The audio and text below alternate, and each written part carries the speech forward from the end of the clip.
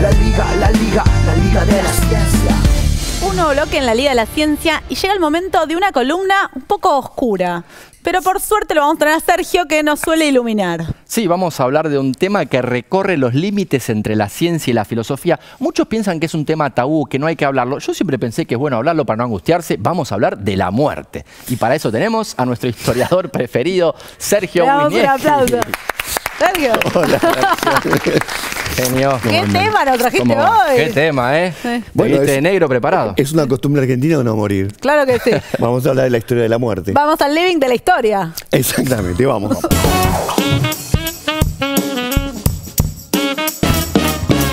La historia de la muerte, Sergio. ¿Por dónde empezar? Y empezar por aclarar por qué la muerte tiene historia. Porque si fuera solamente un hecho biológico, no tendría historia. Pero está inmerso en una cultura, en diferentes culturas. Y de lo que vamos a hablar específicamente es de la historia de la muerte en Occidente. Porque en Oriente hay otra historia con la muerte, etcétera, etcétera. Y una idea de que se sigue después de la muerte, sigue el ciclo. En Oriente, que hay la reencarnación también. La reencarnación, la cultura hindú, bueno, por ese lado no nos metemos, al menos por hoy. Por hoy. Ahora, hay un libro muy interesante de Philippe Ariès que se llama La historia de la muerte en Occidente, justamente, y él lo que rastrea es que han cambiado no solamente los rituales respecto a la muerte, sino la manera de pensarlo, de vivirla. Claro. Entonces, uno podría decir, si vamos a los dos puntos del arco, antes, ¿cómo se moría? La muerte era un hecho social. Se moría rodeado de la familia o de la comunidad. Hoy en día la muerte es distinta. Se muere en un hospital, en un sanatorio, entubado, lleno de enfermeras, lleno de médicos, inconsciente y solo. Bueno, en algunas culturas se celebra la muerte, ¿no es cierto? En algunas culturas, claro que se celebra, pero en Occidente casi que no se quiere ni hablar de la muerte. Sí, yo cuando te presenté dije algo que realmente pienso un poco, que es esto de que a veces es un tema tabú. Y yo pienso que es bueno hablar del tema porque como que te ayuda a digerirlo, porque de alguna forma nadie se quiere morir, creo yo, ¿o no? Bueno, es que hablemos o no. Nos vamos a morir. Nos vamos a morir. Es una costumbre muy argentina. Ya que nos vamos a morir, tratemos de saber de qué se trata, o al menos cómo nuestras culturas están tratando ese tema. Claro. Y sobre todo, Philippe Ariès rastreó en el arte el tema. Y por ejemplo, acá tenemos un cuadro de Piero de la Francesca, que tiene una particularidad, no voy a explicar todo, es increíble todo lo que dice este cuadro, pero detengámonos en estos tres hombres. Sí. Ustedes fíjense que aquí hay dos de ellos que en realidad están muertos y uno no. Y la característica que nos hace distinguir quiénes están muertos y quiénes no. ¿Puedo tirar? Hay dos descalzos y uno no. Claro, eso es de un matemático. Dije, hay dos muertos y uno no. Y peor, claro. El patrón. Cuando se representaba un muerto, se lo representaba descalzo. Muy bien, muy bien. Bien. Es decir, si uno va y mira este cuadro no se da cuenta jamás. Tiene que saber ese dato, tiene que saber esa información. Pero ¿con qué tiene que ver? Con que un muerto dejaba un testamento y el testamento no era lo que fue después, que es un reparto de bienes. Claro. Los testamentos iniciales eran cómo quiero que se me recuerde y qué homenajes quiero que me hagan. Por ejemplo, a Piero de la Francesca le pagaron para que haga este cuadro y que aparezca en toda esta escena, que es todo un relato, que aparezca este individuo que el padre quería que tenga un homenaje.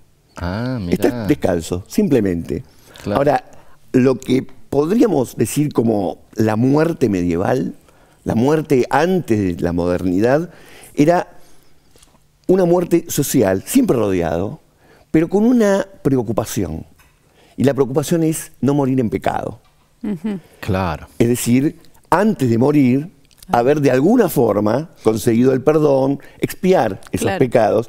Y era un terror enorme porque la muerte era algo mucho más cotidiano y lo que Philippe Ariès llama la muerte amaestrada. Se estaba acostumbrado a estar a la muerte.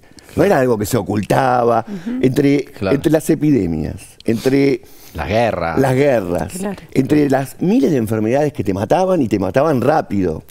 Recordemos que en esta época el promedio de vida era 30 años. Promedio. Eso quiere decir que algunos podían vivir 70, pero promedio de vida era... Uno vivía 70 porque un montón morían a los 20. Sí, o la mortalidad infantil que era enorme.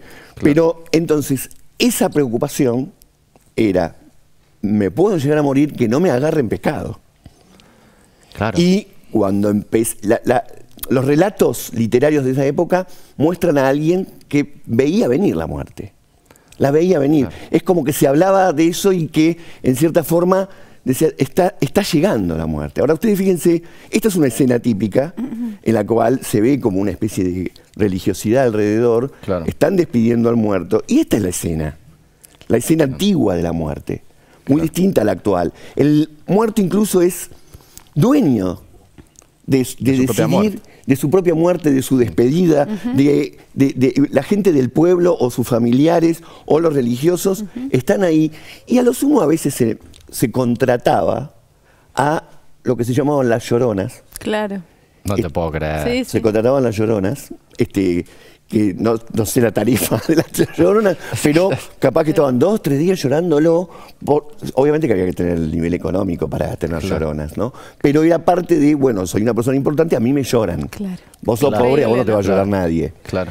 Pero esta es una escena muy particular y que durante muchísimo tiempo existió. Pero siempre esto de la tristeza. ¿Por qué es que en algunos lugares se celebra y acá vemos toda esta tristeza que acompaña la muerte? Bueno, yo no sé si llamarlo tristeza, por supuesto, es un adiós, es una despedida, Claro. pero lo que hay es una especie de solemnidad religiosa porque hay algo que es trascendental. Está muy implicada la idea religiosa. Claro. Entonces, está ese miedo a morir en pecado, pero sobre todo porque hay un miedo a llegar al juicio final y que vos Claro. estés lleno de pecado y te van a mandar al infierno. Claro. Y mucho más grave que morir era irse al infierno.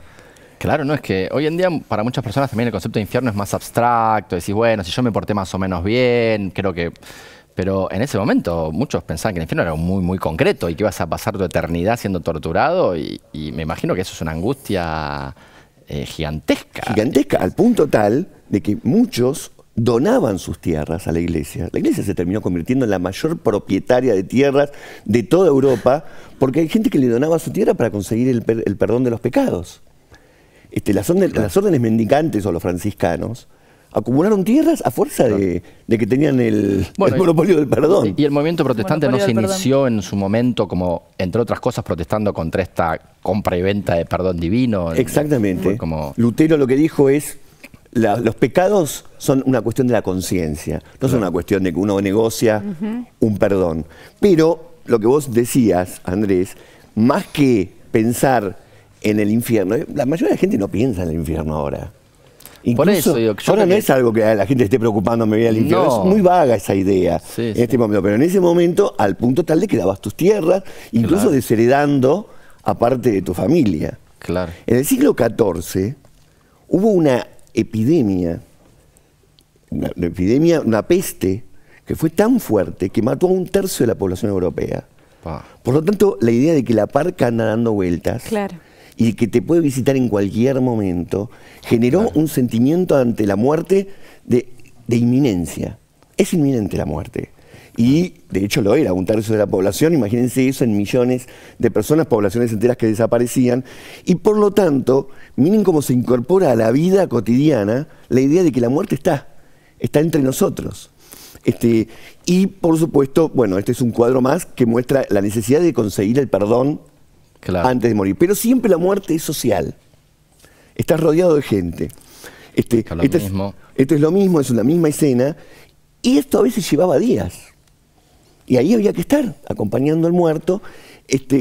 Pero en un momento determinado, esta es una escena... Peliculón, El séptimo sello. El séptimo sello. Le encantaba a mi abuelo esta película. Esta película, justamente este es el personaje que representa a la muerte y que en un momento de la película juega Sí. una partida de ajedrez con el Esta protagonista. escena es increíble. Ahora, en un Él momento... juega al ajedrez contra la muerte y hay unas conversaciones que son increíbles. Sí, ¿no? y le gana, entonces la muerte tiene que esperar. Ahí va. Hasta que en un momento la muerte tiene paciencia. Ya le va a te voy ganar.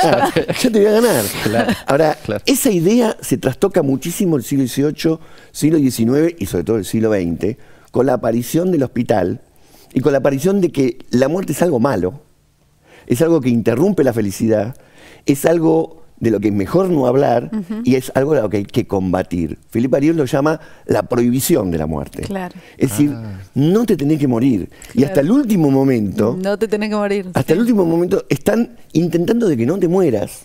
Y un médico sabe que tiene que hacer todo lo posible, porque si no incluso corre peligro su título, le pueden hacer un juicio. Claro. Hay una lucha a veces encarnizada contra la muerte, pero en en el contexto y en el mientras tanto, lo que está pasando es que esa persona está sola. Sí. Los familiares vienen, Sí, están a de veces vez en las cuando. visitas son Sí. cortas y uno, si tenés un familiar en terapia intensiva, no podés estar acompañándolo. es Claro, pero en difícil. el momento más agudo estás tan dopado que ni siquiera tenés conciencia de lo que te está pasando. Y entonces, lo que uno podría decir, el gran cambio es que de lo trascendente religioso se fue a la medicina científica, Sí. tratando de conservar más que la particularidad y dignidad humana, Claro. el cuerpo vivo. No, y es un debate terriblemente actual, porque a veces se trata de mantener la vida a todo costo, inclusive frente a una perspectiva de más sufrimiento, y todo el tema de la muerte digna, creo que se está discutiendo en todos los países del mundo. Acá no tanto, tal vez, ojalá ahora se discuta más con esta columna. Para mí es un tema importantísimo, lo he vivido en persona, y hay veces que uno dice, bueno, ¿Vale la pena? vale la pena, ¿no? Sí, y sobre todo, ¿por qué tanto horror a la muerte si uno Claro. tiene en cuenta que la regla del juego está desde entrada? O sea, en lugar de pensar, no nos vamos a morir, hagamos de cuenta que somos inmortales, ¿no? Hagámonos los tontos con la muerte. Hay Claro. como una especie de idea moderna, porque esto no fue siempre así, de que Claro. la muerte no va a llegar. Y si llega, tiene que ser con una lucha encarnizada hasta el último minuto. Claro. Y por eso uno puede historizar, porque así se muere hoy en día. No siempre, porque este es un lugar en donde uno no está solo, porque ahí está con otras personas, pero son gente que no conoce. Entonces es otra forma de soledad, una de las peores formas de soledad. Claro. Ahora, esta foto, no se pueden imaginar lo que es. No tengo idea. No tengo Hay un idea. escocés, veo, con pollera. Sí. Exactamente, es de Edimburgo, porque hay una nueva modalidad en los sepelios de lo que se llama el funeral planner. Como el wedding planner, pero de funerales. Exactamente. Yo quiero un funeral planner. Te hago tu funeral. Yo te hago tu funeral. Y que estos son los ganadores mundiales, los campeones No. mundiales No. de funeral Vos planner serías un del buen año funeral pasado. planner. ¿En Te serio? veo como Te beta. dan, elegís el plato, Che, está elegís bueno, increíble el esto. entretenimiento que No va a tenía haber. idea. Si, por ejemplo, Puede ser- tocas puede- el violín, te ponen en el Claro. cajón con un violín. Vos Increíble. elegís, o tu familia, ¿no? Pero claro, Eliges. esa es la pregunta, ¿quién contrata? ¿El que se va a morir o la familia? Porque es raro eso, porque el que se va a morir, a mí que me importa. Bueno, Va, pero muchos quizás- no, pero a mí quizás me... que querés Rompe- que la Claro, gente querés que la la pase bien. Claro, Lo que claro. pasa es que esto ya es como la entrada del negocio. Increíble. ¿no? En la entrada del capitalismo a ultranza, hasta en una ceremonia que uno diría siempre fue muy solemne, fue muy triste. Y si vos querés que sea triste, te la hacen triste. Si vos querés que sea alegre, te la hacen alegre. Es a pedido del consumidor. El tema es que uno puede decir, es un nuevo ritual. Claro. Es una nueva vuelta de tuerca alejada de lo funeral religioso. capitalista, Pero si la totalmente. querés religiosa, Claro. te la hacen religiosa también. Claro. Claro. Uno puede decir, la muerte ha evolucionado en el sentido cultural, en la que se ha ido viendo, pero el sentido más moderno es negar la muerte. Y cuando llega, Contratamos un planner. contratamos un planner, hacemos una lápida, hacemos una especie de intervención en el cementerio, pero ha recorrido un largo camino. No siempre se ha muerto igual en la historia. Increíble, Sergio. Bueno, nos dejás muchas preguntas también. Es un tema del que Mucho para nos reflexionar. cuesta hablar, pero hemos hablado. Piensen que no tienen tanto tiempo para poder... Sergio. Bueno, gracias. Nos vamos a ir un corte, pero vamos a estar en el próximo bloque. No se preocupen. Sí, Sergio. Muchas gracias, esperemos no morirnos antes del próximo bloque. Quédense ahí que ya volvemos con más La Liga de la Ciencia por la Televisión Pública Argentina. Yo no puedo hacer. Es nano, es mega, la liga de la ciencia es alfa, es beta, la liga de la ciencia.